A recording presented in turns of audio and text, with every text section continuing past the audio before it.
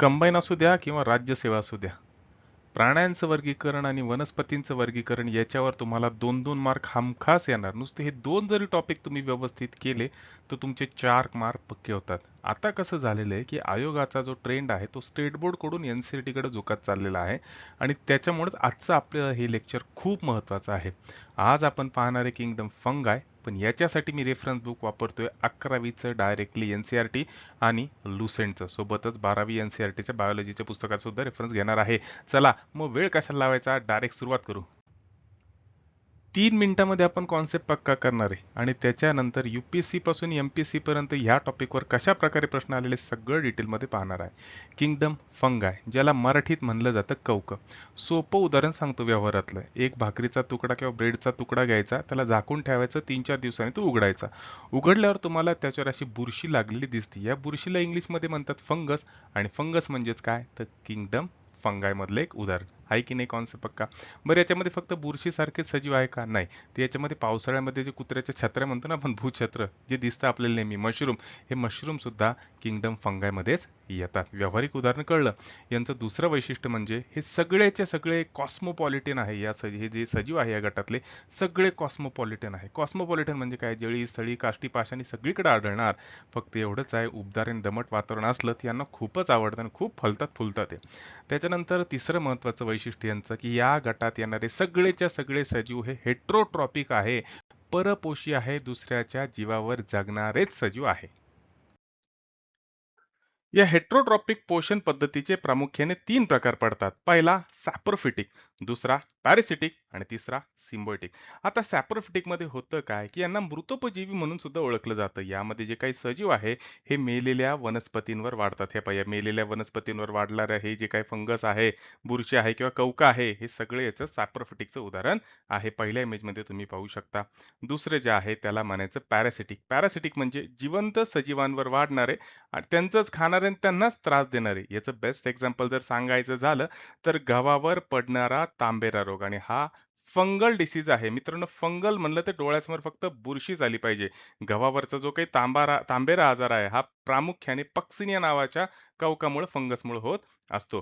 त्याच्यानंतर तिसरं जे आहे ते आहे सिम्बायोटिक. आता सिम्बायोटिक असोसिएशन म्हणजे काय, की याच्यामध्ये जे काही सजीव येतात ते जय आणि वीरू दोस्तीमध्ये जीवन जगतात. याचं उदाहरण द्यायचं झालं बेस तर दगडफूल. आता हे दगडफूल म्हणजे लायकेन. लायकेन काय आहे, तर सिम्बायोटिक असोसिएशन आहे. कोणामध्ये, शैवाळामध्ये आणि कवकामध्ये. याचं अजून एक उदाहरण द्यायचं झालं सिम्बायोटिकचंच तर मायकोरायझा. आता मायकोरायझा सुद्धा असोसिएशन आहे कवकामध्ये आणि उच्चवर्गीय वनस्पतींमध्ये. ही जी काही कवका आहे या उच्चवर्गीय वनस्पतींच्या मुळावर राहतात. आपण डिटेलमध्ये पुढे पाहणार आहोत. चला, मग मुख्य प्रकार डिटेलमध्ये पाहून घेऊ. आता सॅप्रोफिटिक काय असतं? मृतोपजीवी कवकांचा गट. आपण ऑलरेडी ते पाहिलं. दुसरा गट होता पॅरासिटिक सजीवांचा गट, कवकांचा गट.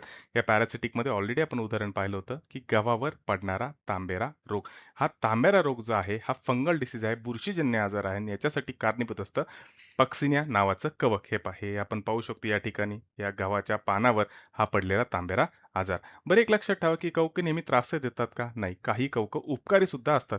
बेस्ट उदाहरण द्यायचं झालं तर पेनिसिलिन. आता पेनिसिलिन याला वंडर ड्रग म्हणून सुद्धा ओळखलं जातं किंवा रामबाण औषध म्हणून सुद्धा याला ओळखलं जातं. दुसरं द्यायचं उदाहरण अजून एक तर यीस्ट. यीस्ट काय करतं? दुधाचं दह्यात रूपांतर करणारे आणि गव्हाचं बिअरमध्ये रूपांतर करणारे कवकं म्हणले तर यीस्ट. आहे की नाही? दरवेळेस ते याचं काम नाही करत, कधी-कधी उपकार पण करतात तुमच्यावर. कवकांच्या पोषणाचा तिसरा प्रकार जर म्हणलं तर सिम्बायोटिक असोसिएशन, म्हणजे या ठिकाणी दोस्तीने जीवन जगतात. ऑलरेडी आपण पाहिलं, सहजीवी पद्धतीने यातले सजीव जीवन जगतात. याचं पहिलं उदाहरण जे आहे ते आहे लायकेन. मराठीत याला म्हणलं जातं दगडफूल. ऍक्च्युली दगडफूल जे आहे ना, हे असोसिएशन आहे कोणामध्ये, कवकामध्ये आणि शेवाळामध्ये. कवक आणि शेवाळामध्ये असलेली दोस्ती म्हणजेच दगडफूल किंवा लायकेन. हे पहा, ही इमेज जी आहे ही लायकेनची आहे. याच्यामध्ये कवक करतात काय, तर शेवाळाला संरक्षण देतात, पाणी देतात आणि त्या बदल्यात शेवाळ दोघांसाठी अन्न तयार करत असतं. दुसरं जर का उदाहरण द्यायचं झालं तर मायकोरायझा. मायकोरायझा ही काय आहे? ही दोस्ती आहे. कोणामध्ये? कवकामध्ये आणि उच्चवर्गीय वनस्पतींच्या मुळांमध्ये असणारी. कवकं मुळांना पाणी आणि खनिजे मिळून देतात. बदल्यामध्ये ती वनस्पती कवकाला अन्न मिळून देते. मित्रांनो, हे लायकेन आणि मायकोरायझा दोन्हीच्या दोन्ही महत्वाचं आहे. आयोग इथं खूप वेळेस येतून खूप प्रश्न विचारतो, म्हणून तुम्हाला एवढे डिटेलमध्ये सांगतोय. मित्रांनो, मी तुम्हाला ना कॉन्सेप्ट पक्का झाल्याशिवाय सोडणार नाही. 3 ते 4 मिनिटाचा आपण कॉन्सेप्ट पाहिलेला आहे आणि आता आपण त्याच्यावर UPSC असो, MPSC असो किंवा इतर कोणतीही स्पर्धा परीक्षा असो, कशा प्रकारचे PYQ आलेले आहे किंवा कशा प्रकारचे PYQ किंवा MCQ विचारले जाऊ शकतात. हा त्याच प्रकारचा MCQ जो पेपरला हमखास येऊ शकतो. प्रश्न काय आहे? तर प्रश्न असा आहे की मायकोरायझा हे खालीलपैकी कोणामधील सहजीवन दर्शवते? मला सांगायची गरज आहे का हो? बिलकुल नाही. उत्तर तुम्ही काढलेलं आहे. उत्तर आहे कवक आणि उच्चवर्गीय वनस्पतींची मुळं. अजून पण नसेल लक्षात आलं ना? ते हे घ्या ना कॉन्सेप्ट पक्का करून. 2 मिनिटं व्हिडिओ पॉज करा आणि पहा. प्रत्येक प्रश्न महत्वाचा आहे. UPSC प्री 2014 ला आलेला. काय प्रश्न आहे? तर खालीलपैकी लायकेन्स जे उघड्या खडकावर देखील परिसंस्थेच्या अनुक्रमणाची म्हणजे इकॉलॉजिकल सक्सेशनची सुरुवात करण्यास सक्षम आहे. ते प्रत्यक्षात कोणाचे सहजीवी असोसिएशन आहे? तुम्हाला एक गंमत सांगू का? की हे दगडफुले ना याच्यामध्ये ताकद आहे. माती तयार करायची. निसर्गाच्या चक्राला हातभार लावायची. दगडावर, खडकावर ते वाढणार, खडकावर वाढल्यावर त्याचा चुरा करणार, चुरा केले की त्याचं रूपांतर मातीत होणार आणि इतर वनस्पतींसाठी एक मीडियम उपलब्ध करून देणार. हे जे लायकेन आहे, दगडफूल आहे, हे कोणाचं उदाहरण आहे? सहजीवी पद्धतीचं आपण ऑलरेडी पाहिलेलं आहे. तर ते आहे शैवाल आणि कवक. UPSC प्री 2014 ला आलेला प्रश्न आहे. मला सांगा बरं, अशा पद्धतीचा प्रश्न आयोग पुन्हा का नाही विचारू शकत? आहे की नाही? प्रश्न काय पहा बरं. तर प्रश्न असा आहे की लायकेन जे आहे हे खालीलपैकी कशाचे उत्तम निर्देशक किंवा इंडिकेटर म्हणून काम करतं? 4 पर्याय दिलेला आहे. पहिला आहे जलप्रदूषण, दुसरा आहे वायू प्रदूषण, तिसरा आहे ध्वनी प्रदूषण आणि चौथा आहे मृदा प्रदूषण. मित्रांनो, याचं उत्तर आहे वायू प्रदूषण. कसं? ते आता पाहू. लायकेन लायकेन जो आहे हा हवेमधला सल्फर डायऑक्साईडच्या प्रदूषणासाठी अत्यंत संवेदनशील असतो. त्यामुळे ज्या भागात वायू प्रदूषण जास्त असते तिथं लायकेनची वाढ होत नाही. म्हणून लायकेन हा वायू प्रदूषणाचा इंडिकेटर मानला जातो. STI पूर्व 2016 ला आलेला प्रश्न. 20 सेकंदाचा वेळ पहा बरं जमते का? मित्रांनो, माझा फक्त एवढाच प्रयत्न आहे की फक्त PYQचं ॲनालिसिस नाही करायचं, तर तुमचा डिटेलमध्ये कॉन्सेप्ट पक्का करायचा, जेणेकरून तुम्हाला आयोगाने याच्यावर कसाही फिरून प्रश्न विचारला तर उत्तर देता आलं पाहिजे. आणि त्याच्यासाठी मी 3 बेस्ट पुस्तकं वापरतो. एक स्टेट बोर्ड सायन्स, दुसरं NCERT आणि तिसरं लुसेंट. हां, या नोट्स वगैरे जर तुम्हाला हव्या असतील ना, तर माझं ते टेलिग्राम चॅनल जॉइन करा बरं का विज्ञानवाला. त्याच्यात आपण अवेलेबल करून देऊ सगळं. चला, इथं प्रश्न काय आहे ते खालीलपैकी कोणते कवक हे पेनिसिलिन या पहिल्या प्रतिजैविकाच्या स्त्रोत आहे? आणि याचं उत्तर आहे पर्याय क्रमांक 2 पेनिसिलियम नोटॅटम. कसं? ते आता डिटेलमध्ये पाहू. सर अलेक्झांडर फ्लेमिंग यांनी 1928 मध्ये पेनिसिलियम नोटॅटम या कवकापासून जगातलं पहिलं प्रतिजैविक म्हणजेच अँटीबायोटिक्स बनवलं होतं. याच पेनिसिलियनला जगातलं वंडर ड्रग्स म्हणून सुद्धा ओळखलं जातं आणि हे कवकापासून बनवतं बरं का. आहे की नाही गंमत? PSI प्री 2016 ला आलेला प्रश्न. प्रश्न एकदम सोपा आहे. तर प्रश्न काय आहे? तर वनस्पती शास्त्राच्या ज्या शाखेत कवकांचा अभ्यास होतो त्या शास्त्राला काय म्हणलं जातं? तर उत्तर आहे फायकोलॉजी. पर्याय क्रमांक 1.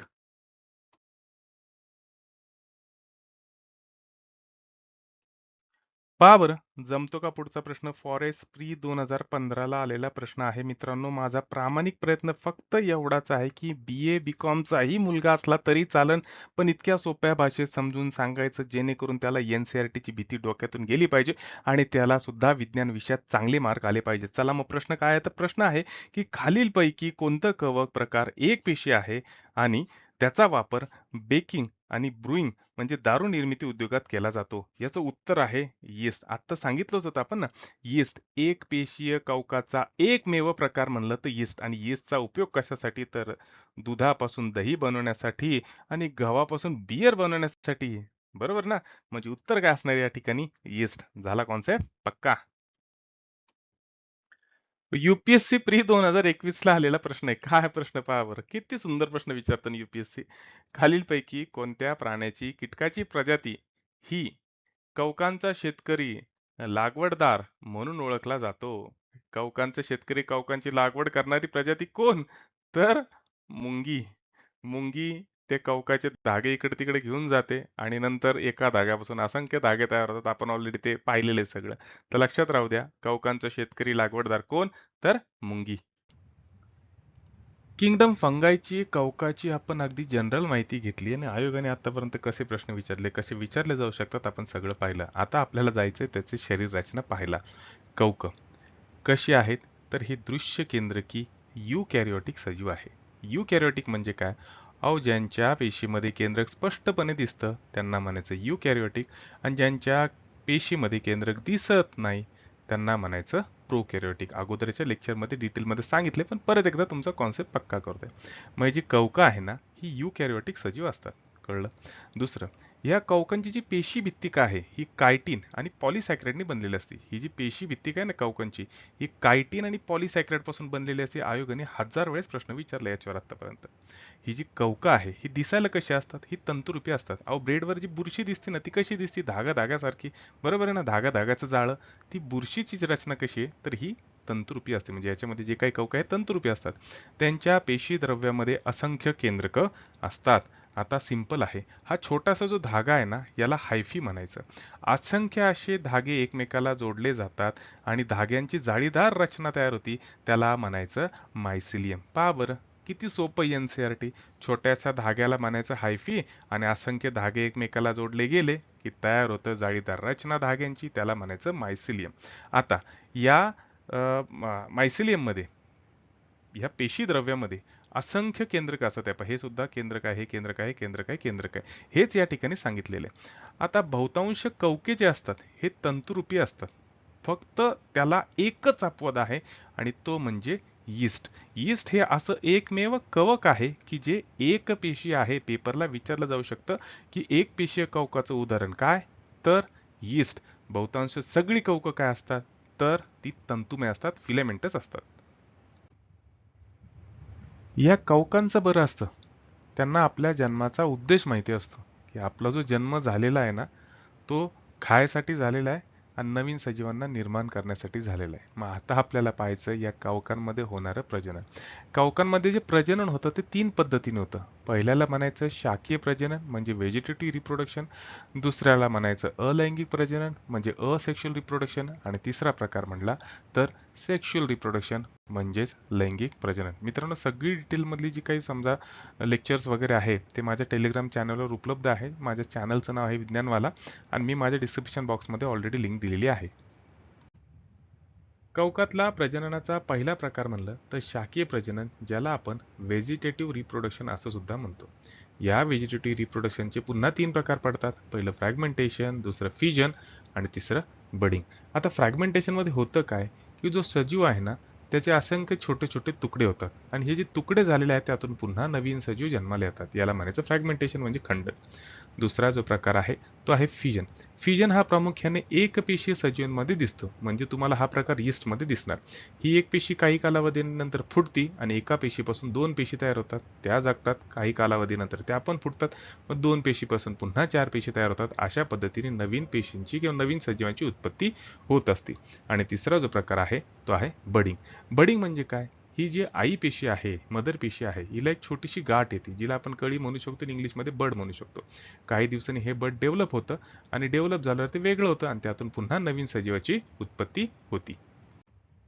कवकांमधल्या प्रजननाचा दुसरा प्रकार जर म्हणलं तर तो आहे अलैंगिक प्रजनन म्हणजेच असेक्शुअल रिप्रोडक्शन. याच्यामध्ये कवकं काय करतात तर बीजाणूंची निर्मिती करतात, ज्याला इंग्लिशमध्ये स्पोर्स म्हणतात, आणि त्याच्याद्वारे हे नवीन सजीवांची निर्मिती करतात. या कवकांमध्ये साधारणतः 3च प्रकारचे स्पोर्स आपल्यासाठी महत्त्वाचे एनसीईआरटी नुसार. पहिला आहे कोनिडिया, त्याच्यानंतर आहे स्पोरिंजिओस्पोर्स आणि नंतर आहे झूस्पोर्स. चला, मग या कवकांमध्ये असेक्शुअल रिप्रोडक्शन कसं होतं ते पाहू. सगळ्यात पहिल्यांदा मायसिलियम. मायसिलियम म्हणजे काय? एक धागा म्हणलं तर हायफी आणि असंख्य असे धागे एकमेकाला जोडले की ते मायसिलियम तयार होतं. ते जाळीदार रचना आपण ऑलरेडी पाहिलेलं आहे. बरोबर आहे.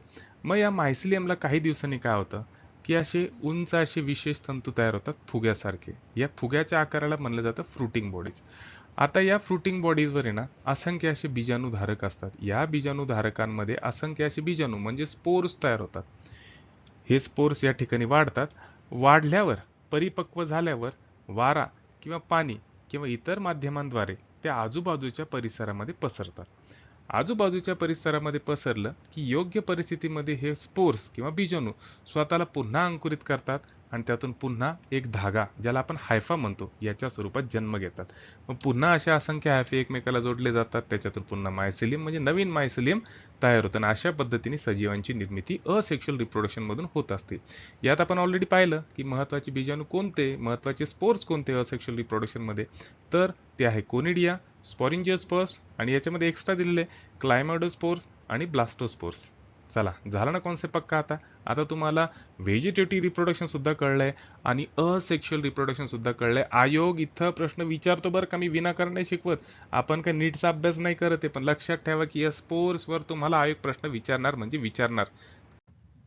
या कवकामध्ये प्रजननाचा तिसरा प्रकार जर म्हणलं तर लैंगिक प्रजनन. लैंगिक प्रजनन प्रामुख्याने 3 टप्प्यात पार पडतं.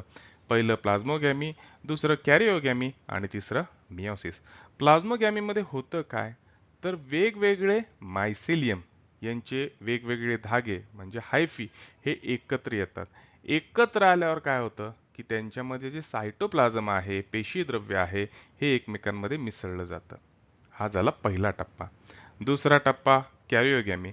कॅरिओगॅमीमध्ये काय होतं, तर 2 केंद्रकांचं मिलन होतं आणि युग्मज म्हणजे झायगोटची निर्मिती होती. तिसऱ्या टप्प्यामध्ये झायगोटमध्ये अर्धसूत्री विभाजन होऊन एकगुणित म्हणजे हॅप्लॉइड अशा बीजाणूंची निर्मिती होते आणि अशा पद्धतीने सेक्शुअल रिप्रोडक्शन फंगाईमध्ये पार पडतं.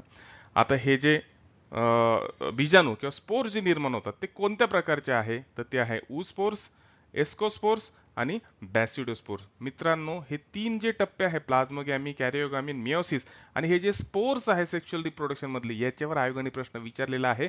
परत एकदा प्रश्न विचारू शकतो. आपण अगदी सोप्या पद्धतीने या प्रजननाचे 3ही प्रकार अगदी व्यवस्थित विश्लेषण केलेले आहे. चला, 2 मिनिटात कॉन्सेप्ट पक्का केला आणि आता हमखास विचारले जातील असे प्रश्न पाहायचे. एमपीएससीने ऑलरेडी विचारलेले प्रश्न पाहायचे किंवा यूपीएससीला कशा पद्धतीने प्रश्न आले या टॉपिकवर ते पाहिजे. मग प्रश्न काय आहे, तर प्रश्न आहे की कवकांच्या पेशीभित्तिकेच्या रचनेसंदर्भात खालील विधानं विचारात घ्या. पहिलं विधान आहे, वनस्पतींप्रमाणे कवकांची पेशीभित्तिका प्रामुख्याने सेल्युलोजची बनलेली असते. आणि दुसरं विधान आहे, कवकाची पेशीभित्तिका ही कायटिन किंवा पॉलिसॅक्राइड यापासून बनलेली असते.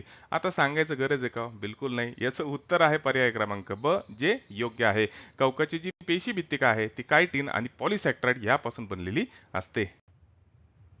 हा मित्रांनो, एक सांगायचं राहिलं बरं का, चॅनलचं नाव चेंज झालेलं आहे. चॅनलचं नाव आहे विज्ञानवाला. थोडं युनिक चॅनल आहे बरं का, म्हणजे नाव त्याच्यामुळे मी ठेवलेलं आहे. त्याच्यामुळे आता लक्षात राहील बरं का तुमच्या. चॅनलला लाईक करा, शेअर करा, सबस्क्राईब करा. प्रयत्न फक्त तुमच्यासाठी आहे. मन लावून शिकवते, तुम्ही पण मन लावून शिका आणि मन लावून शेअर करा. चला, प्रश्न काय आहे, तर प्रश्न आहे हमखास यासारखा प्रश्न आहे. बिटवीन द लाईन वाचला असेल तुम्ही, कॉन्सेप्ट पक्का झाला असेल. काय आहे प्रश्न, तर प्रश्न आहे की 2 वेगवेगळ्या लिंगाच्या कवकांच्या पेशीद्रव्याचे म्हणजे प्रोटोप्लाझमचे मिलन होण्याच्या लैंगिक चक्रातील पहिल्या टप्प्याला काय म्हणतात? उत्तर आपल्याला माहिती आहे. याचं उत्तर आहे प्लाझ्मोगॅमी. कॉन्सेप्ट पक्का केलता आपण. चला डिटेलमध्ये तरी पाहून घेऊ ना. हे पहा काय आहे, तर या सेक्शुअल रिप्रोडक्शन मध्ये होतं काय की सगळ्यात पहिल्यांदा पेशी जवळ येतात आणि मग त्या पेशी एकमेकाला भेटतात आणि त्यांच्यामधल्या पेशी द्रव्यांचं मिलन होतं. याला म्हणलं जातं प्लाझ्मोगॅमी.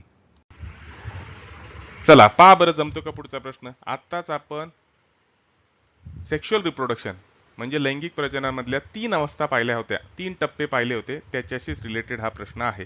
प्रश्न काय आहे, तर खालीलपैकी कोणत्या गटामध्ये डायकॅरियॉन अवस्था आढळते? 4 पर्याय दिलेले आहे. पहिला पर्याय आहे फायकोमायसिटिस, दुसरा आहे अस्कोमायसिटिस आणि बॅसिडोमायसिटिस, तिसरा आहे आल्गी आणि चौथा आहे ब्रायोफायटा.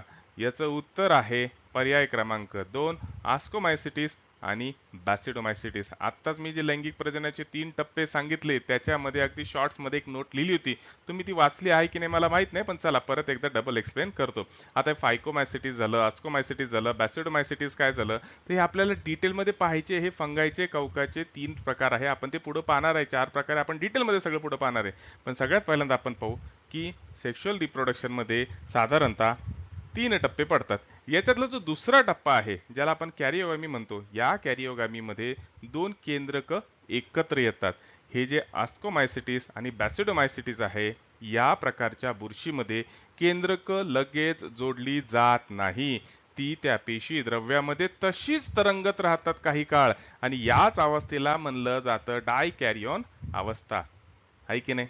झालं की नाही कॉन्सेप्ट पक्का? चला आता पाहू पुढचा प्रश्न. मित्रांनो, ग्रुप सी घ्या, ग्रुप बी घ्या, राज्यसेवा घ्या, कुठली एक्झाम घ्या, विज्ञानाशिवाय तुम्हाला पर्याय नाही. विज्ञान जर बायपास केलं तर तुम्हाला परीक्षा पास होणं अवघड होऊन बसतंय. आणि त्याच्यामुळे आजकाल जे विज्ञान आहे ते स्टेट बोर्ड कडून एनसीईआरटी कडे झुकत चाललेलं आहे. सामान्य मुलांना एनसीईआरटी विज्ञान समजणं अवघड आहे आणि प्रामाणिक प्रयत्न म्हणून मी सगळे एनसीईआरटी आणतोय मराठीमध्ये. आपल्याला काहीच करायचं नाही, आपल्याला 0 to Hero बॅच जॉईन करायची आहे. 3 महिन्याची ही बॅच आहे, फक्त फी 299 आहे. आता ही बॅच चालती कशी ते डिटेलमध्ये पाहू.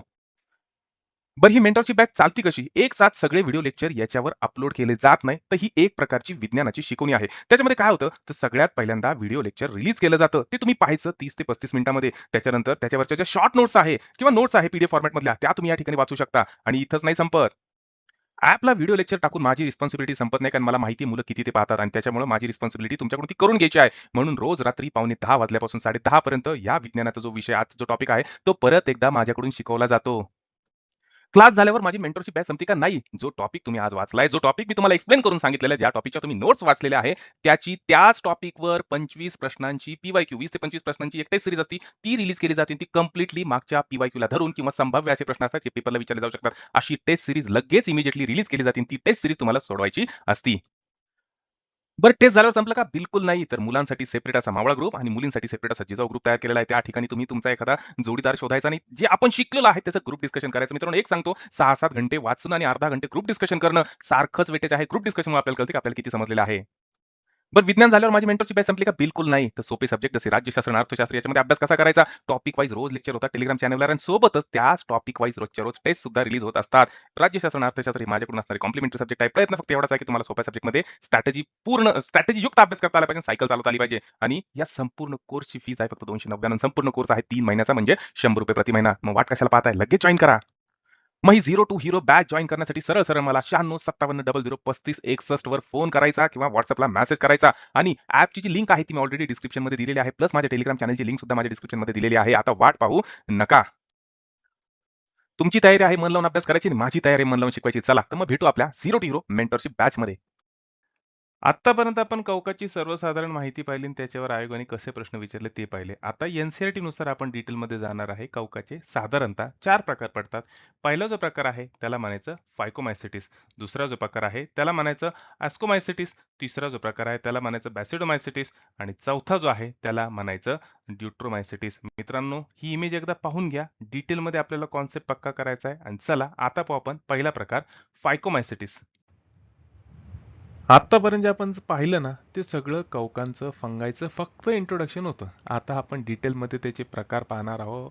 मित्रांनो, एनसीईआरटी अख्खी मराठीत घासून पुसून तुमच्यासाठी आणलेली आहे. एकदा व्हिडिओ पहा, नंतर एनसीईआरटीचं पुस्तक वाचून पहा. तुम्ही म्हणता, हो सर, खरंच एनसीईआरटी मराठीमधून आणलेले आहे. आपलं रेफरन्स बुकच स्टँडर्ड आहे. चला मग पहिला गट, पहिला फायलम कोणता आहे कवकाचा? तर आपण त्याला म्हणू शकतो फायकोमायसिटीज. आता कवकाचा पहिला प्रकार फायकोमायसिटीज. याचं दुसरं नाव जे आहे ते आहे लोअर फंगाय. यांनाच लोअर फंगाय म्हणून सुद्धा ओळखलं जातं. दुसरं महत्वाचं वैशिष्ट्य म्हणजे यांना जर का वाढायचं असेल तो ओलावा लागतोच, म्हणून हे जलचर म्हणून सुद्धा ओळखले जातात. त्याच्यानंतर यांची जीवन पद्धती जी आहे ना, ती ऑब्लिगेट पॅरासाइट प्रकारची असते. अनिवार्य परजीवी. जर का यांना पोशिंदा भेटला नाही तर हे मरून जाणार. यजमानाचं शरीर लागणार, अदरवाईज हे वाढणार नाही, म्हणून यांना म्हणलं जातं ऑब्लिगेट पॅरासाइट. आता आपण पाहू त्यांची शरीर रचना. शरीर रचना काय? तर तुम्ही पाहिलं बा, आपल्या घरामध्ये ब्रेडचा तुकडा असतो, भात असतो, त्याच्यावरती बुरशी वाढते. बुरशी म्हणजे काय होतं? धागे असतात, काळे पांढरे घाणेरडे धागे असतात, आपण त्याला बुरशी म्हणतो. हे जे काळे पांढरे धागे जे आहे, यांना भोळ्या भाषेमध्ये मायसिलियम म्हणलं जातं. आता या मायसिलियमवर काय करायचं? सूक्ष्मदर्शकाखाली ठेवायचं आणि त्याला डिटेलमध्ये पाहायचं. आणि डिटेलमध्ये पाहिल्यावर आपल्या असं लक्षात येतं की बाबा, हे जे मायसिलियम आहे, हे मायसिलियम असेप्टेड असतात आणि सिनोसिटिक असतात. तुम्ही म्हणता, सर हे काय नवीन काढलं? अहो, एकदम सोपं आहे. त्या धाग्यावर तुम्ही सूक्ष्मदर्शक ठेवला तर तुमच्या लक्षात येईल की त्या धाग्यामध्ये त्या पेशी द्रव्य आहे आणि त्या पेशी द्रव्यामध्ये असंख्य असे केंद्रक आहे ना, ते लोळत पडलेले आहे. या केंद्रक दरम्यान कुठल्याच प्रकारचा पडदा नाही, म्हणून त्यांना म्हणलं जातं असेप्टेड. आणि असंख्य असे केंद्रक नळीसारख्या रचनेमध्ये लोळत पडलेले आहे, म्हणून त्यांना म्हणलं जातं सिनोसिटिक. झाला ना कॉन्सेप्ट पक्का? चला मग या फायकोमायसिटिसची 3 प्रमुख उदाहरणं पाहू, जे पेपरला विचारलं जाऊ शकतात. पहिलं म्युकर. याला सामान्य सॅप्रोफाइट कवक असं सुद्धा म्हणलं जातं. दुसरं उदाहरण जर म्हणलं तर रायझोपस. रायझोपस म्हणजेच काय? Bread mould. अहो, घरामध्ये ज्या ब्रेडवर वाढतं ना त्याला म्हणायचं ब्रेड मोल्ड. ते रायझोपस हे सुद्धा कशाचं उदाहरण आहे? कवकाचं. तुम्ही म्हणतो सर मोल्ड आणि कवकामध्ये फरक काय आहो? मोल्ड आणि फंगायमध्ये फरक काय? तर फंगाय जे आहे ना हे 3 प्रकारचे आहे. पहिलं एक पेशीय यीस्ट, त्याच्यानंतर ते कुत्र्याचे जे छत्रे असतात ते आपण म्हणतो त्याला ते मशरूम प्रकारचे कवक, आणि तिसरं जे आहे ते जाळीदार शरीर रचना असलेली बुरशीसारखं वाढणारं मोल्ड. हे जे रायझोपस आहे त्याचं सामान्य नाव आहे ब्रेड मोल्ड. चला, ब्रेड मोल्डचा कॉन्सेप्ट पण पक्का झाला आणि रायझोपस उदाहरण सुद्धा कळलं. आणि तिसरं उदाहरण जे आहे ते आहे एल्बिगो. आता एल्बिगो जे आहे हे मोहरीच्या झाडावर वाढणारं परजीवी कवक आहे. हा, ट्रिकची वेळ झाली बरं का. ट्रिक पण पाहिजे आपल्याला आता. आता वेळ झालेली आहे शॉर्टकट ट्रिक पाहायची. कवकाचे साधारणतः 4 प्रकार पडतात आणि चारही प्रकारांच्या उदाहरणं लक्षात ठेवावी लागतात. आयोग इथंच प्रश्न विचारतो आणि हे लक्षात ठेवायला आपल्याला शॉर्टकट ट्रिक लागणार म्हणजे लागणार. मग याच्यात शॉर्टकट ट्रिक काय आहे? तर पहिलं पाहू आपण की फंगाईचा पहिला प्रकार जो आहे त्याला आपण फायकोमायसिटीस म्हणतो आणि याची जी उदाहरणं आहे ती आहे रायझोपस, अल्बिगो आणि म्युकर. शॉर्टकट ट्रिक आहे फायकोराम. जसं सायकोराम म्हणतो ना आपण तसं फायकोराम. फायको फायकोमायसिटीस, राम राम म्हणलं तर आर फॉर रायझोपस, ए फॉर अल्ब्युगो आणि एम फॉर म्युकर. झाले का नाही लक्षात? ट्रिक लिहिलेली आहे, साईडला परत पाहून घ्या. चला, मनापासून शिकवायचा प्रयत्न केलेला आहे. मला माहिती की तुमचे आता प्रश्न चुकणार नाही. आपले ना फंडाच वेगळ्या मित्रांनो. आपण काय करतो, कॉन्सेप्ट पक्का करतो लगेच आहे ना तो कॉन्सेप्ट पक्का झालाय की नाही किंवा अजून पक्का करण्यासाठी आपण MCQ PYQ यांचा वापर करतो. चला, इथं प्रश्न काय विचारलेला आहे? तर प्रश्न आहे की खालीलपैकी कोणत्या कवक वर्गाचे मायसिलियम हे असेप्टेड आणि सिनेप्टिक स्वरूपाचे असते? आत्ताच पाहिले ना. याचं उत्तर आहे फायकोमायसिटीस. पुढचा प्रश्न कॉन्सेप्ट पक्का झाला असेल तर येणार बरं का तुम्हाला नक्की. काय आहे प्रश्न? तर प्रश्न आहे की मोहरीच्या पानावरील पांढरे डाग हे खालीलपैकी कोणत्या अनिवार्य परजीवीचे ऑब्लिगेट पॅरासाइटचे उदाहरण आहे? माहिती उत्तर तुम्ही काढलं. अल्ब्युगो. आत्ताच एक्झाम्पल पाहिलं ना रामभाऊचं. मला माहिती आहे मित्रांनो तुमचा कॉन्सेप्ट पक्का झालेला आहे आणि आता तुम्ही हे जे MCQ आहे याचं उत्तर नक्की मला सांगणार आहात. आपल्या चॅनलचं नाव चेंज झालेलं आहे. चॅनलचं नाव आहे विज्ञानवाला. लाईक करा, शेअर करा, सबस्क्राईब करा. मन लावून शिकवतोय, है की नाही? चला, उत्तर काय आहे? काय सांगायची गरज आहे? आत्ता सांगितलं ना उदाहरण सहित. कसं आहे माहिती का? एकदा 2-3 मिनिटात कॉन्सेप्ट पक्का झाला तर अभ्यासाला धार जर का तुम्हाला द्यायची असेल तर तुम्हाला त्याच्यावरची MCQ किंवा PYQ कशा प्रकारचे आलेले ते पाहावं लागतात आणि सोडवावं लागतात, आहे की नाही? आयोग तिथंच प्रश्न विचारतो ना. पहा बरं, हा तसाच प्रश्न सोपा आहे. प्रश्न काय आहे? तर प्रयोगशाळेत आणि घरात ब्रेडवर वेगाने वाढणारे आणि काळे बीजाणू निर्माण करणारे रायझोपस हे कवक खालीलपैकी कोणत्या वर्गात मोडते? आपण आत्ताच पाहिले ना ट्रिक, फायकोराम. बरोबर आहे ना? या फायकोराम नुसार हे जे रायझोपस आहे हे रायझोपस प्रामुख्याने फायकोमायसिटीस मध्ये मोडतं. चला, झाला कॉन्सेप्ट पक्का. मित्रांनो, विज्ञानाची अगदी बेसिक पासून ऍडव्हान्स पर्यंत जर का तयारी करायची असेल, कुठल्याही एक्झामचा बॅकबोन म्हणलं तर विज्ञान, आणि विज्ञानामध्ये तुम्हाला मार्क घ्यावंच लागतात. तर आमची मेंटॉरशिप बॅच आजच जॉईन करा. जॉईन करायची असेल तर व्हॉट्सअप नंबर देतो तुम्हाला, 9657003561. मला व्हॉट्सअपला मेसेज करा, मी जॉईन करून घेईन. दुसरी महत्त्वाची गोष्ट म्हणजे याच्या रिलेटेड आपण जे व्हिडिओ लेक्चर पाहतोय ते व्हिडिओ लेक्चर, त्याच्या रिलेटेड टेस्ट सिरीज सगळं काही माझ्या टेलिग्राम चॅनलवर आहे. त्याची लिंक मी ऑलरेडी डिस्क्रिप्शनमध्ये दिलेली आहे. टेलिग्राम चॅनलचं नाव आहे विज्ञानवाला. हां, आणि तिसरी महत्त्वाची गोष्ट म्हणजे चॅनल आवडत असेल, माझा प्रयत्न आवडत असेल तर नक्की चॅनलला लाईक करा, शेअर करा आणि सबस्क्राईब करा. आता या कवकामधला पुढचा गट जर म्हणला तर तो आहे एस्कोमायसिट्स. एस्कोमायसिट्स म्हणजेच काय? तर सॅक फंगाय. का बरं या कवकांना सॅक फंगाय म्हणलं जातं? कारण की या कवकांची जी शरीर रचना असती ती झोळीसारखी असती. हे पहा, तुम्हाला या इमेजमध्ये दिसतंय. दुसरं महत्त्वाचं वैशिष्ट्य म्हणलं तर हे सगळेचे सगळे मृतोपजीवी असतात, विघटक असतात, परजीवी असतात आणि सगळ्यात महत्त्वाचं हे कोप्रोफिलस म्हणून सुद्धा ऍक्ट करतात. आता तुम्ही म्हणता कोप्रोफिलस म्हणजे काय? अहो जे कवक शेणावर वाढतात त्यांना तुम्ही कोप्रोफिलस म्हणून सुद्धा ओळखू शकता. पेपरला प्रश्न विचारला जाऊ शकतो की कुठल्या गटाला कोप्रोफिलस म्हणलं जातं, कुठल्या गटाला सॅकफंजाय म्हणलं जातं, तर तुमचं उत्तर लगेच रेडी पाहिजे आणि ते आहे एस्कोमायसिट्स. चला, आता यांची शरीर रचना जर म्हणायचं झालं तर ह्या प्रकारच्या कवकांमध्ये फंगायमध्ये तुम्हाला बहुपेशीय कवक सुद्धा सापडणार आणि एकपेशीय कवक सुद्धा सापडणार. एकपेशीय कवकाचं एकमेव उदाहरण जर म्हणलं तर यीस्ट. यीस्ट म्हणजे काय? तर सायक्रोमायसिस. आणि बहुपेशीय सजीवाचं उदाहरण म्हणलं तर पेनिसिलिन. हे दोन्हीचे दोन्ही यीस्ट असो पेनिसिलिन असो दोन्हीचे दोन्ही कवक आपल्याला एस्कोमायसिट्स ह्याच गटात सापडणार. पेपरला येऊ शकतं बरं का. हा एक्झाम्पलसाठी एक छोटीशी ट्रिक दिलेली ती नक्की पहा पुढे चालून. त्याच्यानंतर शरीर रचनेचं दुसरं वैशिष्ट्य म्हणलं तर मायसिलियम. आता मायसिलियम काय आपल्याला ऑलरेडी माहिती आहे. आता हे जे मायसिलियम आहे याच्यामध्ये जे मायसिलियम असतं हे फायकोमायसिट्सच्या अगदी विरुद्ध आहे. यांचे मायसिलियम जे असतं ते ब्रँच म्हणजे शाखायुक्त असतं आणि सेप्टे म्हणजे पडदे असलेलं असतं. चला, मग यातली काही महत्वाची उदाहरणं पाहू. पहिलं उदाहरण जे आहे ते ॲस्पॅराजिलस किंवा याला ॲस्पॅरागिलस असं सुद्धा म्हणलं जातं. याचा वापर उद्योगधंद्यामध्ये ऑर्गॅनिक ऍसिड तयार करण्यासाठी केला जातो. तुम्ही म्हणता सर ऑर्गॅनिक ऍसिड म्हणजे काय? अहो दुसरं नाव नैसर्गिक ऍसिड, तिसरं नाव सेंद्रिय ऍसिड. आता हे नैसर्गिक ऍसिड काय? अहो लिंबामध्ये जे काय सायट्रिक ऍसिड असतं, दुधामध्ये किंवा दह्यामध्ये जे काय लॅक्टिक ऍसिड असतं, हे सगळेच्या सगळे ऑर्गॅनिक ऍसिडचे एक्झाम्पल आहे आणि उद्योगधंद्यामध्ये हे ऑर्गॅनिक ऍसिड तयार करण्यासाठी या ॲस्पेरिजिलस नावाच्या कवकाचा वापर केला जातो. पहिलं उदाहरण क्लिअर झालं. दुसरं उदाहरण जे आहे ते आहे न्यूरोस्पोरा. आता हे न्यूरोस्पोरा जे आहे याला प्लॅन्ट किंगडम मधला ड्रोसोफिला असं सुद्धा ओळखलं जातं. आता ड्रोसोफिला का बरं म्हणतात? कारण की जैव रासायनिक आणि जनुकीय कामामध्ये याचा मोठ्या प्रमाणावर वापर होतो. तुम्ही म्हणता सर अजून पण आमच्या काही कॉन्सेप्ट लक्षात आला नाही. चला डिटेलमध्ये पाहू. आता समजा एखादा सायंटिस्ट आहे त्याला प्रयोगशाळेमध्ये प्राण्यांचा आणि त्याच्या अनुवंशिकतेचा जर का अभ्यास करायचा असेल तर तो काय करतो? फळमाशी जिला इंग्लिशमध्ये ड्रोसोफिला म्हणतात तिला घेतो आणि तिच्या लाईफ चक्राचा लाईफ सायकलचा अभ्यास करतो आणि त्याला लक्षात येऊन जातं.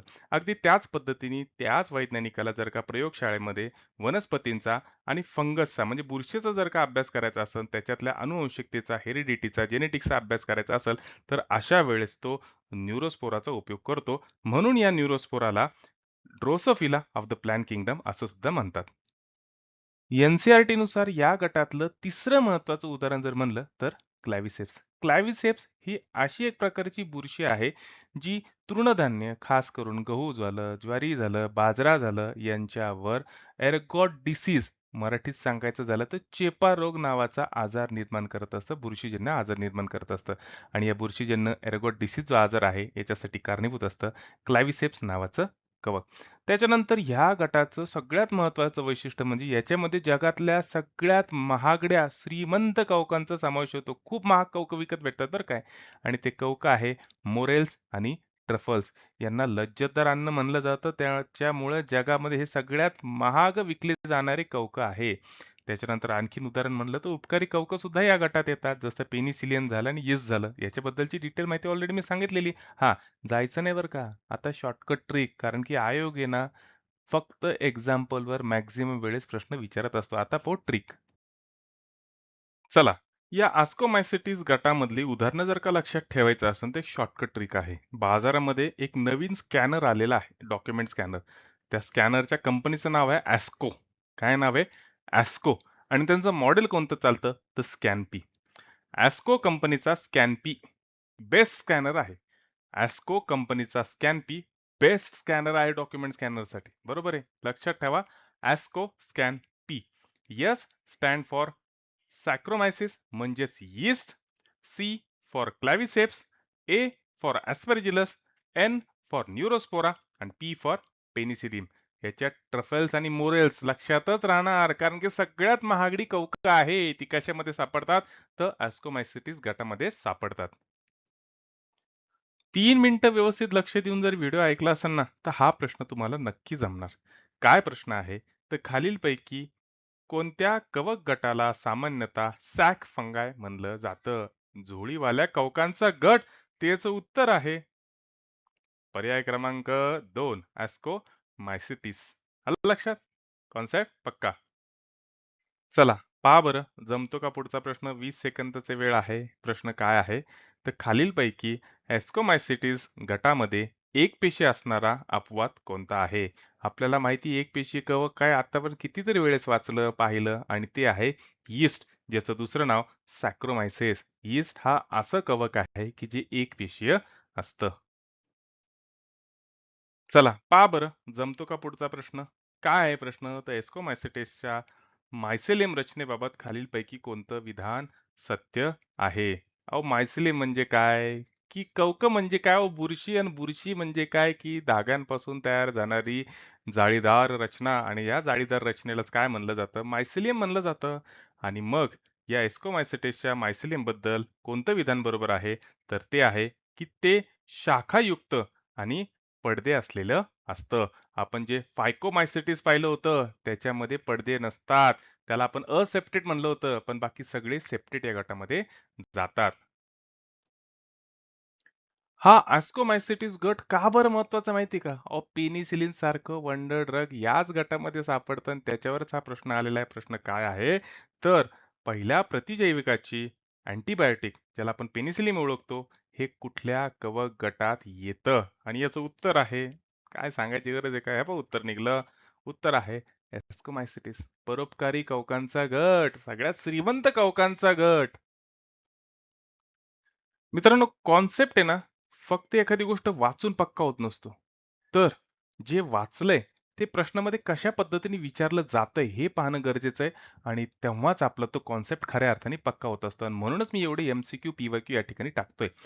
पुढचा जो पीवायक्यू आहे तो आहे की कॉप्रोफिलस म्हणजे शेणावर वाढणाऱ्या कवकांचा गट कोणता? तर याचं उत्तर आहे एस्कोमायसिट्स. ऑलरेडी पाहिलेलं आहे ना, डिटेलमध्ये कशाला जायचं? हा प्रश्न पहा बरं. का बरं पेपरला विचारला जाणार नाही? हां? मी ऑलरेडी इतकं डिटेलमध्ये तुम्हाला सांगितलेलं आहे ना, तुम्ही लक्षपूर्वक ऐकलं असेल ना, तर या प्रश्नाचं उत्तर तुम्ही स्वतःच देणार. मी डायरेक्टच उत्तर सांगतो. ह्या प्रश्नाचं उत्तर आहे न्यूरोस्पोरा. न्यूरोस्पोरालाच वनस्पती सृष्टीचे ड्रोसोफिला असं सुद्धा म्हणलं जातं. का? ते डिटेलमध्ये सांगितले मी. चला पहा बरं, जमतो का पुढचा प्रश्न? ऑलरेडी आपण अर्गट डिसीज, चेपा रोग याच्याबद्दल वाचलेलं आहे किंवा ते कॉन्सेप्ट पक्का केलेला आहे. प्रश्न काय आहे? तर प्रश्न आहे की वनस्पती धान्यावर जो अर्गट रोग पडतो, हा निर्माण करण्यासाठी खालीलपैकी कोण कारणीभूत आहे? त्याचं उत्तर आहे क्लॅव्हिसेप्स. डिटेलमध्ये आपण पाहिलंय. पुढचा प्रश्न जगातल्या सर्वात महागड्या कवकांबद्दल विचारलेलं आहे. खालीलपैकी कोणते कवक डिलिशियस लज्जतदार अन्न म्हणून ओळखलं जातं आणि जगातल्या सर्वात महाग खाद्यान्नापैकी एक आहे आणि याचं उत्तर आहे मोरेल्स आणि ट्रफल्स. डिटेलमध्ये पाहिलं ना आत्ताच. यूपीएससी प्री 2021 ला आलेला प्रश्न. काय आहे प्रश्न? तर प्रश्न आहे की वृत्तपत्रात किंवा बातम्यात अनेकदा उल्लेख येणाऱ्या गुच्छी संदर्भात खालीलपैकी कोणतं विधान योग्य आहे आपल्याला ते सांगायचंय. पहिलं विधान जे आहे ते आहे ही एक प्रकारची बुरशी आहे किंवा कवक आहे. बुरशी कवक एकच. दुसरं, ती हिमालयाच्या काही विशिष्ट वनक्षेत्रामध्ये नैसर्गिकरित्या उगवते. तिसरं, ईशान्य भारतामध्ये हिमालयाच्या पायथ्याशी याची व्यावसायिक स्तरावर शेती केली जाते. याच्यापैकी कोणतं विधान बरोबर आपल्याला ते सांगायचंय. आणि विधान जे बरोबर आहे ते आहे 1 आणि 2. Option C. कसं? ते आता पाहू. गुच्छी. गुच्छ ऍक्च्युली हे लोकल नाव आहे. कशाचं? तर मोरेल्स. आपण पाहिलेलं मोरेल्स अँड ट्रफल्स जगातलं सगळ्यात श्रीमंत कवक आहे. हे अत्यंत महागडे कवक आहे, जे हिमालयातल्या जंगलामध्ये बर्फ वितळल्यानंतर नैसर्गिकरित्या उगवते. याची व्यावसायिक शेती केली जाऊ शकत नाही. त्याच्यामुळे पर्याय क्रमांक 3 चुकीचा आहे. चला, यूपीएससी प्री 2023 ला आलेला प्रश्न आहे. काय आहे प्रश्न? तर हा ऍक्च्युली किंगडम फंगाय म्हणजे कवकावरच विचारलेला आहे. कवक म्हणजे काय? बुरशी किंवा मशरूम. पहिल्या वेळेस आपण शिकलोय. चला मग प्रश्न काय आहे? तर मशरूमच्या संदर्भात खालीलपैकी योग्य विधान कोणते आपल्याला ते सांगायचं. पहिलं, काही मशरूम्स औषधी असतात. बरोबर आहे. काही मशरूम सायको ऍक्टिव्ह असतात. सायको ऍक्टिव्ह म्हणजे मेंदूवर परिणाम करतात, खाल्लं की भ्रम व्हायला लागतात. असे मशरूम असतात, पिक्चरमध्ये आपण पाहिलेलं आहे. तिसरं, काही मशरूममध्ये कीटकनाशक गुणधर्म असतात. एकदम बरोबर, हे सुद्धा बरोबर आहे. आणि काही मशरूम हे बायोल्युमिनंट प्रॉपर्टी असतात, म्हणजे अंधारात चमकणारे असतात. हे विधान चुकीचं आहे. त्याच्यामुळे आपला पर्याय जो आहे तो आहे पर्याय क्रमांक 3. मित्रांनो, मी बिलकुल म्हणणार नाही, की माझं व्हिडिओ लेक्चर पाहिल्यावर तुम्ही कुठलंच पुस्तक वाचू नका. वाचा. आता जेव्हा तुम्ही पुस्तक वाचताना, तेव्हा तुमची स्पीड वाढलेली असेल. बिटवीन द लाईन वाचताना तुम्ही आणि आयोगाला काय पाहिजे, कशा प्रकारचे प्रश्न विचारले जातात, हेच फक्त तुम्ही पाहणार. UPSC प्री 2017 ला आलेला प्रश्न आहे, की खालीलपैकी काही सजीव दिलेले आहेत, त्यांचा विचार करा आणि कोणाचे कृत्रिम किंवा संश्लेषित माध्यमात संवर्धन केले जाऊ शकते? 3 पर्याय दिलेला आहे. याच्यापैकी कोणते सजीव प्रयोगशाळेमध्ये वाढवले जाऊ शकतात हेच विचारलेलं आहे. पहिला सजीव आहे जीवाणू, दुसरा आहे कवक आणि तिसरा आहे विषाणू. कवकाबद्दल तर आपण ऑलरेडी पाहिलेलं आहे. न्यूरोस्पोरा काय आहे? तर Drosophila of the plant kingdom. डिटेलमध्ये शिकलोय आपण ते. म्हणजे हा वनस्पती किंवा ही जी बुरशी आहे, ही प्रयोगशाळेत वाढवला जाऊ शकते कृत्रिम अन्न पदार्थांवर. जीवाणू सुद्धा त्याच पद्धतीने संवर्धन केले जाऊ शकतात. हां, फक्त एकच आहे, विषाणूंचं त्या पद्धतीने कृत्रिम पद्धतीने संवर्धन केलं जाऊ शकत नाही. विषाणूंना जर का तुम्हाला जगवायचं असेल तर त्याला जिवंत पेशींची, जिवंत यजमानांची गरज पडते. कृत्रिम गोष्टींवर ते वाढू शकत नाही. हेच या ठिकाणी विचारलेलं आहे. मित्रांनो, ग्रुप सी घ्या, ग्रुप बी घ्या, राज्यसेवा घ्या, कुठलीही एक्झाम घ्या. विज्ञानाशिवाय तुम्हाला पर्याय नाही. विज्ञान जर बायपास केलं तर तुम्हाला परीक्षा पास होणं अवघड होऊन बसतंय आणि त्याच्यामुळे आजकाल जे विज्ञान आहे ते स्टेट बोर्डकडून एनसीईआरटी कडे झुकत चाललेलं आहे. सामान्य मुलांना एनसीईआरटी विज्ञान समजणं अवघड आहे आणि प्रामाणिक प्रयत्न म्हणून मी सगळे एनसीईआरटी आणतोय मराठीमध्ये. आपल्याला काहीच करायचं नाही. आपल्याला zero to hero batch join करायची आहे. 3 महिन्याची ही बॅच आहे. फक्त फीस 299 आहे. आता ही बॅच चालती कशी ते डिटेलमध्ये पाहू. बरं, ही मेंटरशिप बॅच चालती कशी? एक साथ सगळे व्हिडिओ लेक्चर याच्यावर अपलोड केले जात नाही. तर ही एक प्रकारची विज्ञानाची शिकवणी आहे. त्याच्यामध्ये काय होतं, तर सगळ्यात पहिल्यांदा व्हिडिओ लेक्चर रिलीज केलं जातं. ते तुम्ही पाहायचं 30 ते 35 मिनिटामध्ये. त्याच्यानंतर त्याच्यावरच्या ज्या शॉर्ट नोट्स आहे किंवा नोट्स आहे पीडीएफ फॉर्मॅटमधल्या, त्या तुम्ही या ठिकाणी वाचू शकता. आणि इथंच नाही संपत. ॲपला व्हिडिओ लेक्चर टाकून माझी रिस्पॉन्सिबिलिटी संपत नाही, कारण मला माहिती आहे मुलं किती ते पाहतात आणि त्याच्यामुळे माझी रिस्पॉन्सिबिलिटी तुमच्याकडून ती करून घ्यायची आहे. म्हणून रोज रात्री पावणे 10 वाजल्यापासून 10:30 पर्यंत या विज्ञानाचा जो विषय, आजचा जो टॉपिक आहे, तो परत एकदा माझ्याकडून शिकवला जातो. क्लास झाल्यावर माझी मेंटरशिप बॅच संपते का? नाही. जो टॉपिक तुम्ही आज वाचलाय, जो टॉपिक मी तुम्हाला एक्सप्लेन करून सांगितलेला आहे, ज्या टॉपिकच्या तुम्ही नोट्स वाचलेल्या आहे, त्याची त्याच टॉपिकवर 25 प्रश्नांची पी-वाय-क्यू 20 ते 25 प्रश्नांची एक टेस्ट सीरीज असते. ती रिलीज केली जाते. ती कंप्लीटली मागच्या पी-वाय-क्यूला धरून किंवा संभाव्य असे प्रश्न असतात जे पेपरला विचारले जाऊ शकतात. अशी टेस्ट सीरीज लगेच इमिडिएटली रिलीज केली जाते. ती टेस्ट सीरीज तुम्हाला सोडवायची असती. बरं, टेस्ट झाल्यावर संपलं का? बिलकुल नाही. तर मुलांसाठी सेपरेट असा मावळा ग्रुप आणि मुलींसाठी सेपरेट असा जिजाऊ ग्रुप तयार केलेला आहे. त्या ठिकाणी तुम्ही तुमचा एखादा जोडीदार शोधायचा आणि जे आपण शिकलेलो आहे त्याचं ग्रुप डिस्कशन करायचं. मित्रांनो, एक सांगतो, 6-7 घंटे वाचून आणि अर्धा घंटे ग्रुप डिस्कशन करणं सारखंच वेटेज आहे. ग्रुप डिस्कशनमुळे आपल्याला कळते की आपल्याला किती समजलेलं आहे. बरं, विज्ञान झाल्यावर माझी मेंटरशिप बॅच संपली का? बिलकुल नाही. तर सोपे सब्जेक्ट जसे राज्यशास्त्र आणि अर्थशास्त्र याच्यामध्ये अभ्यास कसा करायचा? टॉपिक वाईज रोज लेक्चर होतात टेलिग्राम चॅनलवर आणि सोबतच त्याच टॉपिक वाईज रोजच्या रोज टेस्ट सुद्धा रिलीज होत असतात. राज्यशास्त्र आणि अर्थशास्त्र हे माझ्याकडून असणारे कॉम्प्लिमेंटरी सब्जेक्ट आहे. प्रयत्न फक्त एवढाच आहे की तुम्हाला सोप्या सब्जेक्टमध्ये स्ट्रॅटेजी युक्त अभ्यास करता आला पाहिजे, सायकल चालवता आली पाहिजे आणि या संपूर्ण कोर्सची फीस आहे फक्त 299. संपूर्ण कोर्स आहे 3 महिन्याचा, म्हणजे ₹100 प्रति महिना. मग वाट कशाला पाहताय? लगेच जॉइन करा. मग ही zero to hero batch join करण्यासाठी सरळ सरळ मला 9657003561 वर फोन करायचा किंवा व्हॉट्सअपला मेसेज करायचा आणि ऍपची जी लिंक आहे ती मी ऑलरेडी डिस्क्रिप्शन मध्ये दिलेली आहे. प्लस माझ्या टेलिग्राम चॅनलची लिंक सुद्धा माझ्या डिस्क्रिप्शन मध्ये दिलेली आहे. आता वाट पाहू नका. तुमची तयारी आहे मन लावून अभ्यास करायची आणि माझी तयारी आहे मन लावून शिकवायची. चला तर मग भेटू आपल्या zero to hero mentorship batch मध्ये.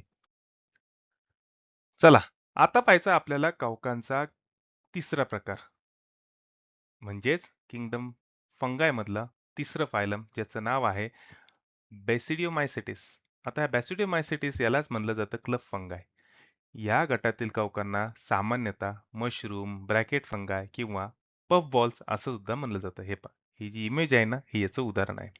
हे वाढतात कुठं? तर मातीत, लाकडाच्या ओंडक्यावर, झाडाच्या बुंध्यावर आणि जिवंत वनस्पतीमध्ये परजीवी म्हणूनच वाढतात. त्यांना त्रासच देणार ते. यांची शरीर रचना जर म्हणली, शरीर रचना आपल्याला माहिती आहे. शरीर रचना फंगसची शरीर रचना कवकाची शरीराला काय म्हणतात? तर मायसिलियम म्हणतात.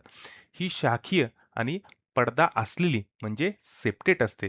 फक्त फायकोमायसिटिस असा एकमेव प्रकार आहे या फायलममध्ये, चारी फायलममध्ये, की ज्याच्यामध्ये जे मायसिलियम आहे ते असेप्टिक असतं. लक्षात ठेवा, पेपरला विचारलं जाऊ शकतं.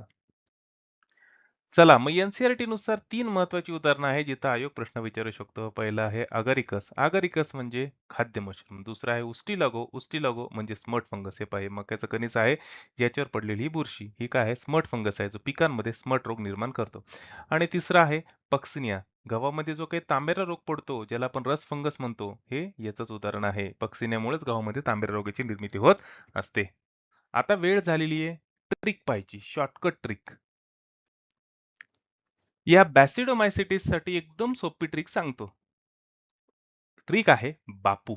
बी फॉर बॅसिडोमायसिटिस, त्याच्यानंतर ए फॉर अगारिकस, त्याच्यानंतर पी फॉर पक्सिनिया आणि यू फॉर उस्टिलाको.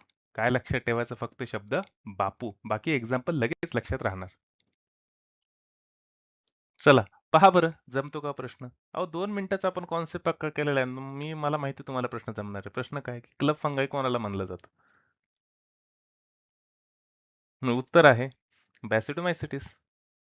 हा UPSC प्री 2016 ला आलेला प्रश्न आहे बरं का. वरती आपण प्रॅक्टिस क्वेश्चन पाहिले होते काही, हमखास येणारे MCQ डिटेल मध्ये पाहिलं होतं बरं का. UPSC 2014 ला तसाच प्रश्न आलेला आहे. फक्त एकदा वाचून घ्या, कॉन्सेप्ट ऑलरेडी तुमचा पक्का झालेला आहे. आणि नाही जमलं तर एक्सप्लेनेशन सुद्धा पाहून घ्या. मी तुम्हाला सांगणार आहे कारण डिटेल मध्ये ऑलरेडी वरती सांगितलेलं आहे.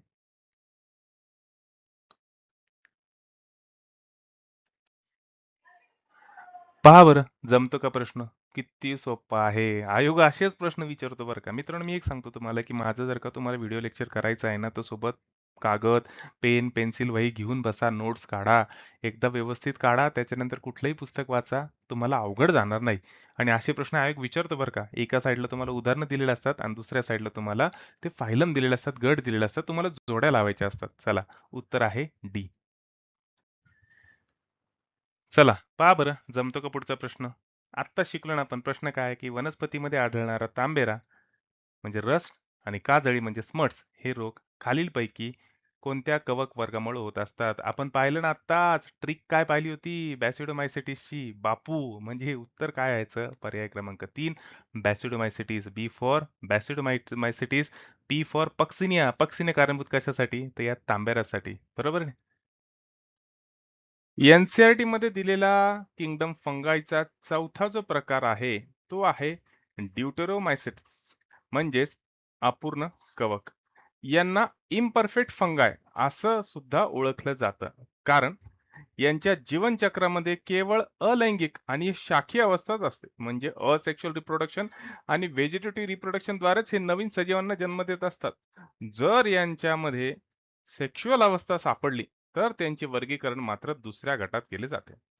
पुनरुत्पादन म्हणजे रिप्रोडक्शन जर म्हणलं तर हे केवळ कोनिडिया नावाच्या अलैंगिक बीजाणूद्वारेच पुनरुत्पादन करत असतात. यांची जी रचना आहे, रचना म्हणजे काय, यांचं शरीर आणि यांच्या शरीराला काय म्हणलं जातं? मायसिलियम. हे जे मायसिलियम आहे हे शाखीय आणि पडदा असलेले म्हणजे सेप्टेट असते. लक्षात राहू द्या, पेपरला प्रश्न विचारला जाऊ शकतो.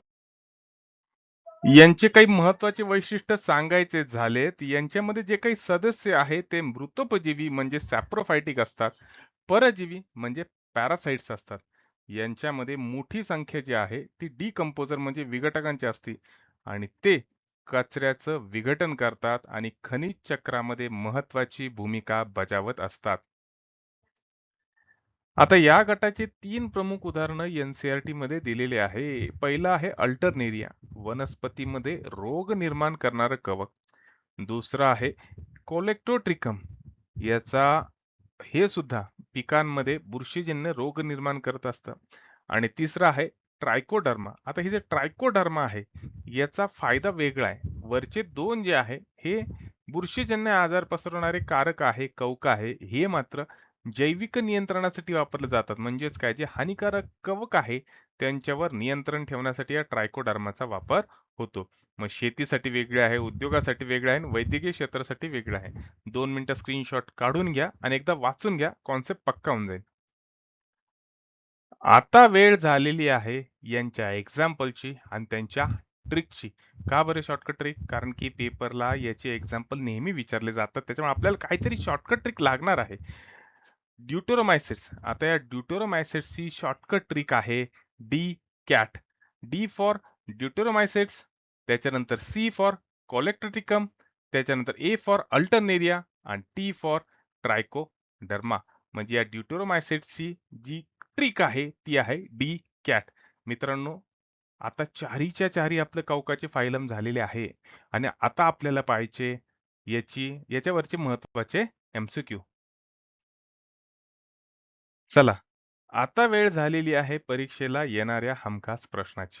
कॉन्सेप्ट आपण पक्का केलेला आहे डिटेलमध्ये आणि आता तुम्ही या प्रश्नाचं उत्तर अगदी व्यवस्थित देऊ शकता. प्रश्न काय आहे तर काही कवकांना फंगाय इम्परफेक्टाय म्हणलं जातं. म्हणजेच अपरिपूर्ण कवक सुद्धा म्हणलं जातं. का म्हणलं जातं?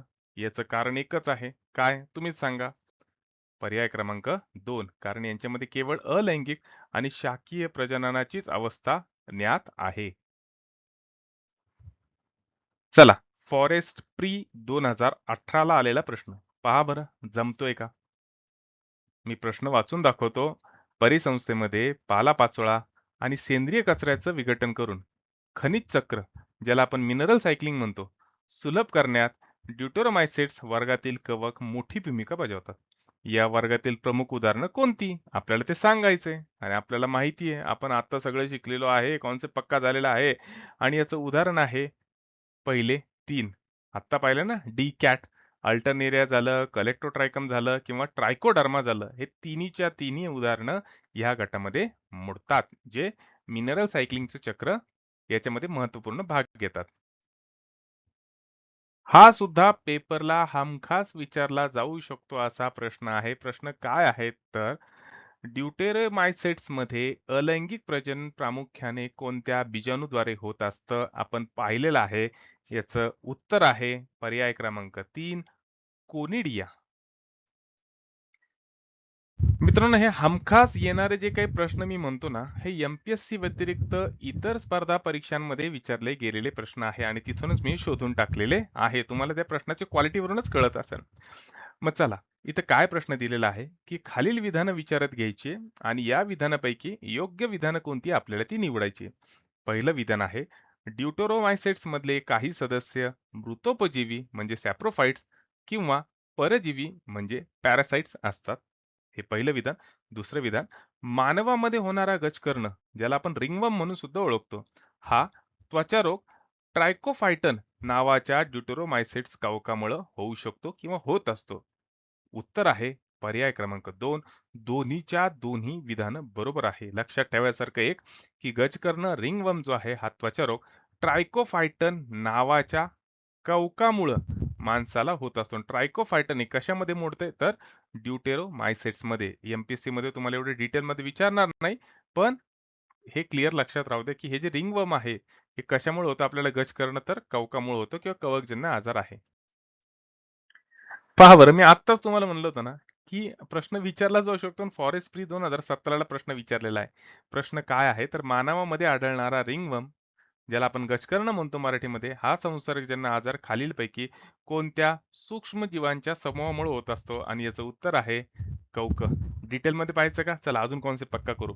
रिंगवर्म किंवा टीनिया कॉर्पोरिस हा कवकजन्य आजार आहे. नाव जरी वर्म असलं तरी हा कोणत्याही कृमीमुळे होत नाही आजार, तर प्रामुख्याने ट्रायकोफायटन, त्याच्यानंतर मायक्रोस्पोरम आणि एपिडर्मोफायटन या 3 कवकांच्या प्रजातीमुळे होऊ शकतो. यूपीएससी प्री 2014 ला आलेला प्रश्न काय आहे तर मानवामध्ये ऍथलेटिस फूट्स म्हणजेच पायाच्या बोटांमधील त्वचेचा संसर्ग या आजारासाठी प्रामुख्याने खालीलपैकी कोणतं कवक कारणीभूत असतं? तर याचं उत्तर आहे ट्रायकोफायटम रुब्रम. आता कॉन्सेप्ट पक्का करू. काय आहे कॉन्सेप्ट तर ट्रायकोफायटन रुब्रम हे मानवी त्वचेवर संसर्ग करणारे सर्वात सामान्य कवक आहे.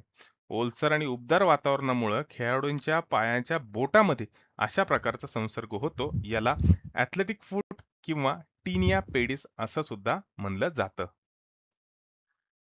कंबाईन ग्रुप सी 2021च्या प्रीला आलेला प्रश्न आहे. प्रश्न एकदम साधा आहे बरं का. का साधा? मी जेव्हा विश्लेषण करेन ना, तेव्हा तुम्हाला कळेल की आयोग इथंच का प्रश्न विचारतोय. तर प्रश्न काय आहे तर व्हाईट बटन मशरूमचे वैज्ञानिक म्हणजेच जीवशास्त्रीय नाव टिंबटिंब असे आहे आणि याचं उत्तर आहे ॲगारिकस बायस्पोरस. आता याचं स्पष्टीकरण. आयोगाने इथंच प्रश्न का विचारला माहिती का? हे जे अगारिकस बायस्पोरस आहे ना, हे जगातलं आणि भारतातलं सर्वात जास्त प्रमाणात खाल्लं जाणारं मशरूम आहे आणि ज्याची शेती सुद्धा केली जाते. म्हणून या ठिकाणी प्रश्न विचारलेला आहे. हा दिसायला पहा, ही जी इमेज आहे ना, हे व्हाईट बटन मशरूम याचं व्यावहारिक नाव आहे, परंतु सायंटिफिक नेम जे आहे ते आहे अगारिकस बायस्पोरस. आता उरलेले पर्याय पाहू. चला आता पाहू उरलेले 3 पर्याय. पहिला पर्याय जो आहे तो आहे प्लुरोट्स फ्लोरिडा.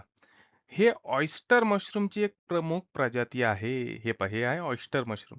दुसरा जो पर्याय होता तो होता व्हॉल्वोरियाला व्हॉल्वोसियाई. नावं थोडे किचकट आहे बरं का, लक्षात ठेवायला.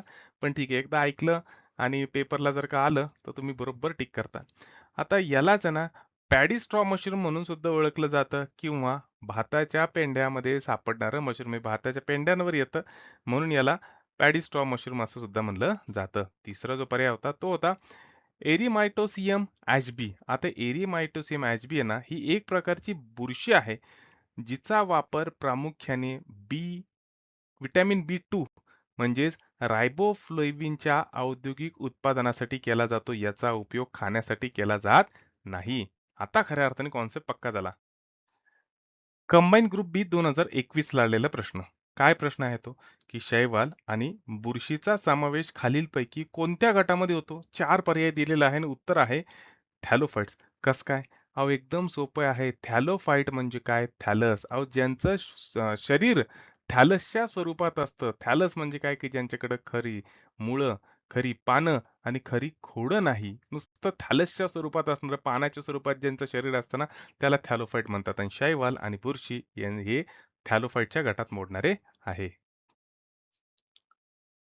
चला, कंबाईन ग्रुप बी ला आलेला प्रश्न. प्रश्न काय आहे? तर म्युकोरोल्स या कवकवर्गीय वनस्पतींना टिंब असे म्हणून सुद्धा ओळखलं जातं. याचं उत्तर आहे ब्लॅक मोल्ड्स. आता आपण याचा कॉन्सेप्ट पक्का करू. मित्रांनो, कसं होतं माहिती आहे ना, कोरोनाच्या काळामध्ये पेशंट ICU मध्ये गेले, सिरियस झाले, त्यांची रिकव्हरी सुद्धा झाली. पण रिकव्हरी व्हायच्या काळात काही पेशंटच्या त्वचेवर फंगल डिसीज दिसले आणि ती इतके सिव्हिअर दिसले ना, त्या फंगल डिसीजसाठी कारणीभूत जे कवक होतं, जे फंगस होतं, ते होतं हे म्युकोरोल्स. मी म्हणलं ना, आयोग आहे ना विनाकारण प्रश्न विचारत नाही. काहीतरी कारण असतं आणि त्याच्यामुळे आयोग तिथं जातो आणि प्रश्न विचारतो. हे पहा, ही जी लेडीज आहे, हिच्या लेडीजला दिसतं ना, हे हे जे आहे ना, हे ब्लॅक मोल्ड्स म्हणजे म्युकोरोल्समुळे जाणारा फंगल डिसीज. मित्रांनो, ग्रुप सी घ्या, ग्रुप बी घ्या, राज्यसेवा घ्या, कुठलीही एक्झाम घ्या, विज्ञानाशिवाय तुम्हाला पर्याय नाही. विज्ञान जर बायपास केलं तर तुम्हाला परीक्षा पास होणं अवघड होऊन बसतंय. आणि त्याच्यामुळे आजकाल जे विज्ञान आहे ते स्टेट बोर्ड कडून NCERT कडे झुकत चाललेलं आहे. सामान्य मुलांना NCERT विज्ञान समजणं अवघड आहे आणि प्रामाणिक प्रयत्न म्हणून मी सगळे NCERT आणतोय मराठीमध्ये. आपल्याला काहीच करायचं नाही, आपल्याला zero to hero batch join करायची आहे. 3 महिन्याची ही बॅच आहे, फक्त फी 299 आहे. आता ही बॅच चालती कशी ते डिटेलमध्ये पाहू. बरं, ही मेंटॉरशिप बॅच चालती कशी? एक साथ सगळे व्हिडिओ लेक्चर याच्यावर अपलोड केले जात नाही, तर ही एक प्रकारची विज्ञानाची शिकवणी आहे. त्याच्यामध्ये काय होतं, तर सगळ्यात पहिल्यांदा व्हिडिओ लेक्चर रिलीज केलं जातं. ते तुम्ही पाहायचं 30 ते 35 मिनिटांमध्ये. त्याच्यानंतर त्याच्यावरच्या ज्या शॉर्ट नोट्स आहे किंवा नोट्स आहे PDF फॉर्मॅटमधल्या, त्या तुम्ही या ठिकाणी वाचू शकता. आणि इथंच नाही संपत. ॲपला व्हिडिओ लेक्चर टाकून माझी रिस्पॉन्सिबिलिटी संपत नाही, कारण मला माहिती आहे मुलं किती ते पाहतात आणि त्याच्यामुळे माझी रिस्पॉन्सिबिलिटी तुमच्याकडून ती करून घ्यायची आहे. म्हणून रोज रात्री 9:45 वाजल्यापासून 10:30 पर्यंत या विज्ञानाचा जो विषय, आजचा जो टॉपिक आहे, तो परत एकदा माझ्याकडून शिकवला जातो. क्लास झाल्यावर माझी मेंटरशिप बॅच संपते का? नाही. जो टॉपिक तुम्ही आज वाचलाय, जो टॉपिक मी तुम्हाला एक्सप्लेन करून सांगितलेला आहे, ज्या टॉपिकच्या तुम्ही नोट्स वाचलेल्या आहे, त्याची त्याच टॉपिकवर 25 प्रश्नांची PYQ 20 ते 25 प्रश्नांची एक टेस्ट सीरीज असते. ती रिलीज केली जाते. ती कंप्लीटली मागच्या PYQला धरून किंवा संभाव्य असे प्रश्न असतात जे पेपरला विचारले जाऊ शकतात. अशी टेस्ट सीरीज लगेच इमिडिएटली रिलीज केली जाते. ती टेस्ट सीरीज तुम्हाला सोडवायची असती. बरं, टेस्ट झाल्यावर संपलं का? बिलकुल नाही. तर मुलांसाठी सेपरेट असा मावळा ग्रुप आणि मुलींसाठी सेपरेट असा जिजाऊ ग्रुप तयार केलेला आहे. त्या ठिकाणी तुम्ही तुमचा एखादा जोडीदार शोधायचा आणि जे आपण शिकलेलो आहे त्याचं ग्रुप डिस्कशन करायचं. मित्रांनो, एक सांगतो, 6-7 घंटे वाचून आणि अर्धा घंटे ग्रुप डिस्कशन करणं सारखंच वेटेज आहे. ग्रुप डिस्कशनमुळे आपल्याला कळते की आपल्याला किती समजलेलं आहे. बरं, विज्ञान झाल्यावर माझी मेंटरशिप बॅच संपली का? बिलकुल नाही. तर सोपे सब्जेक्ट जसे राज्यशास्त्र आणि अर्थशास्त्र याच्यामध्ये अभ्यास कसा करायचा? टॉपिक वाईज रोज लेक्चर होतात टेलिग्राम चॅनलवर आणि सोबतच त्याच टॉपिक वाईज रोजच्या रोज टेस्ट सुद्धा रिलीज होत असतात. राज्यशास्त्र आणि अर्थशास्त्र हे माझ्याकडून असणारे कॉम्प्लिमेंटरी सब्जेक्ट आहे. प्रयत्न फक्त एवढाच आहे की तुम्हाला सोप्या सब्जेक्टमध्ये स्ट्रॅटेजी युक्त अभ्यास करता आला पाहिजे, सायकल चालवता आली पाहिजे. आणि या संपूर्ण कोर्सची फीस आहे फक्त 299. संपूर्ण कोर्स आहे 3 महिन्याचा, म्हणजे ₹100 प्रति महिना. मग वाट कशाला पाहताय? लगेच जॉईन करा. मग ही zero to hero batch join करण्यासाठी सरळ सरळ मला 9657003561 वर फोन करायचा किंवा व्हॉट्सअपला मेसेज करायचा. आणि ऍपची जी लिंक आहे ती मी ऑलरेडी डिस्क्रिप्शन मध्ये दिलेली आहे. प्लस माझ्या टेलिग्राम चॅनलची लिंक सुद्धा माझ्या डिस्क्रिप्शन मध्ये दिलेली आहे. आता वाट पाहू नका. तुमची तयारी आहे मन लावून अभ्यास करायची आणि माझी तयारी आहे मन लावून शिकवायची. चला तर मग भेटू आपल्या zero to hero mentorship batch मध्ये.